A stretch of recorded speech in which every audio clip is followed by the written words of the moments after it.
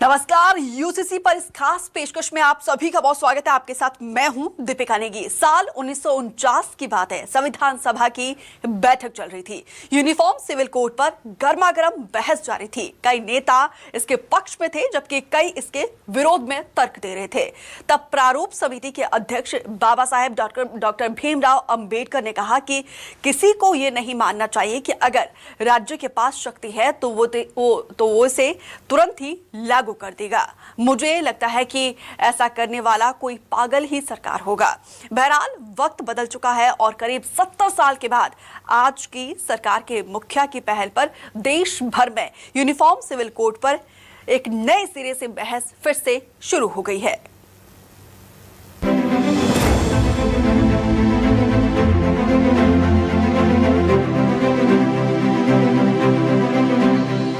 आप मुझे बताइए, एक घर में परिवार के एक सदस्य के लिए एक कानून हो, परिवार के दूसरे सदस्य के लिए दूसरा कानून हो, तो क्या वो घर चल पाएगा? क्या कभी भी चल पाएगा क्या? फिर ऐसी दोहरी व्यवस्था से देश कैसे चल पाएगा? हमें याद रखना है कि भारत के संविधान में भी नागरिकों के समान अधिकार की बात कही गई है। सुप्रीम कोर्ट ने बार बार कहा है। सुप्रीम कोर्ट डंडा मारती है, कह रही है कॉमन सिविल कोड लाओ, लेकिन ये वोट बैंक के भूखे लोग समान कानून, संविधान और मुसलमान। भोपाल के अपने भाषण में प्रधानमंत्री ने जैसे ही एक सांस में इन शब्दों का उच्चारण दोहराया, समझने वाले समझ गए कि बीजेपी की तीसरी बार सत्ता में वापसी का व्याकरण तैयार है। 2024 के लाल किले की लड़ाई की लकीर खिंच चुकी है। एजेंडा सेट हो चुका। राम मंदिर और धारा 370 की कहानी पुरानी हो चुकी। अब तीसरे चुनाव की रवानी है, इसलिए बीजेपी भी इस मुद्दे पर लौट आई है जो उसके एजेंडे में दशकों से तीसरे ही नंबर पर है। यूनिफॉर्म सिविल कोड, यानी एक देश एक कानून। जो यूनिफॉर्म सिविल कोड है वो भारत की संविधान की जो मूल भावना है, जो भारत के संविधान में जो प्रावधान है धारा 44 में, उसके अंतर्गत ही जो है उस पर सारे काम होने हैं, उस पर सारे निर्णय होने हैं। और जो हमारी ड्राफ्ट बनाने वाली कमेटी है, यूसीसी कमेटी, उस पर काम कर रही है और वो सबके हित में आएगा। एक देश में सबके लिए एक समान कानून होना चाहिए और आने वाले समय में हमारी तो अपेक्षा है कि देश भर में ये कानून लागू होना चाहिए। आर्टिकल 44 में राज्यों के डायरेक्टिव प्रिंसिपल में इसका निर्देश दिया है। सर्वोच्च न्यायालय का इसके संबंध में निर्णय है और असमानता होनी नहीं चाहिए, विसंगति होनी नहीं चाहिए, भेदभाव होना नहीं चाहिए। समाज के वंचित, पीड़ित, शोषित वर्ग तक न्याय के अधिकार पहुंचने चाहिए, उसमें समानता होनी चाहिए। ये तो संविधान सम्मत है। माननीय प्रधानमंत्री नरेंद्र मोदी जी के नेतृत्व में 2014 में जब सरकार बनी और उन्होंने मंत्र दिया सबका साथ सबका विकास, और मुझे यह कहते हुए गर्व हो रहा है कि उसमें देश का जो भी संसाधन है, पहला हक गरीबों का है। गरीब मुसलमान भी हो सकता है, हिंदू भी हो सकता है। तो उसके क्रम में आज जो गरीब कल्याण की योजनाएं पूरे हिंदुस्तान में चली, वो गरीब हिंदुओं को भी फायदा मिला और गरीब मुसलमानों को भी फायदा मिला। और बड़ी संख्या में इस बार मुसलमानों का वोट भारतीय जनता पार्टी को प्राप्त होगा, माननीय नरेंद्र मोदी जी को प्राप्त होगा। सरकार के कारकुन कॉमन सिविल कोड की अच्छाइयां गिनाते थक नहीं रहे। उम्मीद तो इन्हें ये भी होगी कि चुनाव से पहले प्रधानमंत्री के मुखार बिंद से जैसे ही इसका जिक्र फसाना होगा तो विपक्ष खुद ब खुद हमले का निशाना ढूंढ लेगा। फिर वार होगा, पलटवार होगा और इस तरह चुनाव से पहले चुनाव का माहौल सेट हो जाएगा। मगर ऐसा हुआ नहीं। केजरीवाल विरोधाभासी राजनीति के सबसे बड़े राजकुमार हैं। उनके सियासी स्टैंड से ये एक बार फिर साबित होता है। सैद्धांतिक रूप से हम इसके समर्थन में हैं। आर्टिकल 44 भी इसका समर्थन करती है कि देश में यूसीसी होनी चाहिए। लेकिन चूंकि यह मुद्दा ऐसा है जिसमें कि सभी धर्म संप्रदाय से जुड़ा हुआ है, इसलिए हम ये चाहते हैं कि इस मुद्दे के लिए वाइडर कंसल्टेशन हो, लार्ज स्केल पर बातचीत हो, सभी धर्म से, सभी संप्रदाय से, सभी राजनीतिक दलों से। ऐसे मूलभूत मुद्दों पर अथॉरिटेरियन तरीके से जाना वो ठीक नहीं होगा। तो वाइडर कंसल्टेशन की जरूरत है, सबसे बातचीत करके कंसेंसस बिल्ड करनी चाहिए इस पर, यह हमारा मानना है।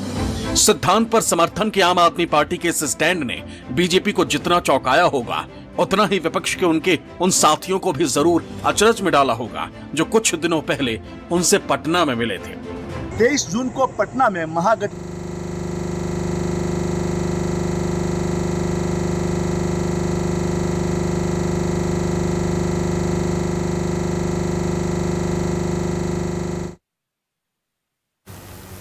तो वहीं यूनिफॉर्म सिविल कोड को लागू करने की मांग संविधान के निर्माण के बाद से ही उठती रही है, लेकिन ये भी सच है कि हर बार इसका विरोध भी हुआ है।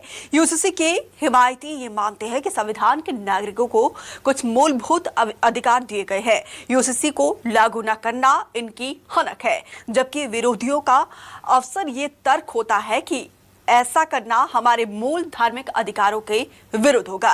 ऐसे में आइए अब हम आपको समझाते हैं कि आखिर यूसीसी की पूरी एबीसी क्या कहती है।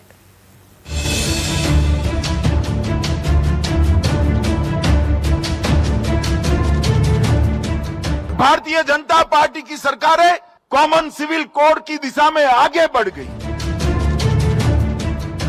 राज्य अपने नागरिकों के लिए भारत के पूरे क्षेत्र में एक समान नागरिक संहिता प्रदान करने का प्रयास करेगा।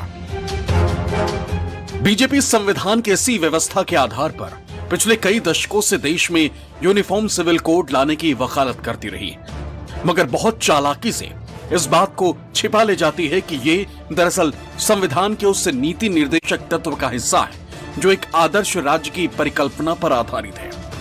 बहरहाल ऐसे वक्त में जब देश की चौहद्दियों पर 2024 के चुनावों की दस्तक हो चुकी है, बीजेपी अपने बुनियादी एजेंडा राम मंदिर और धारा 370 के बाद एक कदम और आगे बढ़ती दिख रही है। प्रधानमंत्री का तर्क है एक देश के लिए एक नागरिक कानून। सुप्रीम कोर्ट ने भी सरला मुद्गल और बाकी मुकदमों में कहा है कि ये अलग अलग नागरिक संहिताएं ठीक नहीं है। जब क्रिमिनल लॉ एक सा है, कॉन्ट्रैक्ट लॉ एक सा है, कमर्शियल लॉज एक से है, बैंकिंग लॉज एक से हैं, तो केवल परिवार के बारे में यह अपवाद क्यों हो? अगर देश में यूनिफॉर्म सिविल कोड लागू होता है तो इसका सीधा सीधा मतलब होगा शादी, तलाक, जमीन जायदाद के हिस्से और गोद लेने में सभी धर्मों के लिए एक ही कानून लागू करना। देश की अल्पसंख्यक आबादी जिसमें बड़ी तादाद मुसलमानों की है, इसका विरोध करता रहा है। उनका कहना है कि इस्लाम का शरिया कानून 1400 साल पुराना है। यह कानून कुरान और पैगंबर मोहम्मद साहब की शिक्षाओं पर आधारित है। मुस्लिम विद्वानों के मुताबिक शरिया उनकी आस्था से जुड़ा मसला है और सरकार को इसमें हस्तक्षेप नहीं करना चाहिए। यूसीसी का जो विषय है ये एक काफी समय से चला आ रहा है, लेकिन उस पर राजनीति बहुत ज्यादा हो गई। अगर सरकार डायरेक्टली तमाम धर्म गुरुओं को, तमाम सारी ऑर्गेनाइजेशंस के बड़ों को, स्टेक होल्डर्स को बुलाकर बातचीत करती है और एक ड्राफ्ट तैयार होता है और एक आम सहमति बनती है, तो मुझे लगता है कि वो ज़्यादा बेहतर होगा। क्योंकि मुसलमान समझता है कि शायद ये मेरा ही विषय है, तो मुझे लगता है कि सभी का विषय है और इस पर एक मिलकर एक इसमें ड्राफ्ट बने तो मुझे लगता है कि इसका एक अच्छा हल निकल आएगा। भोपाल में प्रधानमंत्री मोदी के बयान के ठीक बाद all India Muslim personal law board ने इस मामले को लेकर अहम बैठक बुलाई। तय हुआ कि यूनिफॉर्म सिविल कोड को लेकर जल्द ही एक ड्राफ्ट तैयार कर उसे लॉ कमीशन के पास भेजा जाएगा। हमारा मुल्क एक गुलदस्ते की तरह है। हमारे मुल्क में यूनिफॉर्म सिविल कोड, एक देश एक कानून अच्छी चीज़ नहीं है। हमारे यहाँ मुसलमानों में पर्सनल लॉ का मसला है, हमारे यहाँ और दूसरे मसाइल हैं, हमारे और दूसरे शरई मसाइल हैं जिसको हम अपने लेवल से उसको हल करते रहते हैं। जब यूसीसी आ जाएगा यूनिफॉर्म सिविल कोड, तो उसको हम कैसे हल करेंगे? यूनिफॉर्म सिविल कोड पर सियासी बहस तो जरूर छिड़ गई है, मगर देखा जाए तो इसे कानूनी अमली जामा पहनाना इतना आसान भी नहीं। इसे लागू करने से पहले कई सिविल लॉ में या तो बदलाव करना होगा या इसे भंग करना होगा। मसलन Christian divorce act 1869, dissolution of Muslim marriage act 1939, Hindu marriage act 1955, Hindu adoption and maintenance act 1956, Parsi marriage and divorce act, Muslim personal law, शरीयत application act, special marriage act और फॉरेन मैरिज एक्ट। मोदी सरकार लंबे वक्त से यूसीसी के रास्ते में आने वाली जटिलताओं को खत्म करने का प्रयास कर रही है। 2016 के बाद से ही कई कानूनी मसौदे ऐसे तैयार किए गए हैं जो कि यूनिफॉर्म सिविल कोड के अनुरूप हों। उदाहरण के तौर पे ट्रिपल तलाक को खत्म किया गया। इसके अलावा दूसरा जो सबसे खास बात यह रहा कि न्यूनतम शादी की उम्र सभी जाति धर्मों में एक समान हो। वहीं अनिवासी भारतीयों के शादी का पंजीकरण अनिवार्य किया गया। ये सभी यूनिफॉर्म सिविल कोड के मसौदों के अनुरूप हैं और इसकी तैयारी पहले से चल रही थी ताकि यूनिफॉर्म सिविल कोड का बिल जब आए, विधेयक जब आए तो उस वक्त जटिलताएं थोड़ी कम हो। देश में यूनिफॉर्म सिविल कोड को लेकर बहस नई नहीं, संविधान सभा में भी इस पर जोरदार बहस हुई थी। बाद में इसे नीति निर्देशक तत्व का हिस्सा बनाकर आने वाली सरकारों पर छोड़ दिया गया। मान लिया गया कि आने वाली सरकारें आपसी विमर्श के बाद इसे लागू करने या ना करने का फैसला करेंगी। अब पीएम मोदी ने यूसीसी की बात कहकर विपक्ष के सामने एजेंडा सेट कर दिया है। विपक्ष इस पर हमलावर है। इस बीच कई बीजेपी शासित राज्य अपने अपने राज्यों में यूसीसी लाने का प्रयास कर रहे हैं।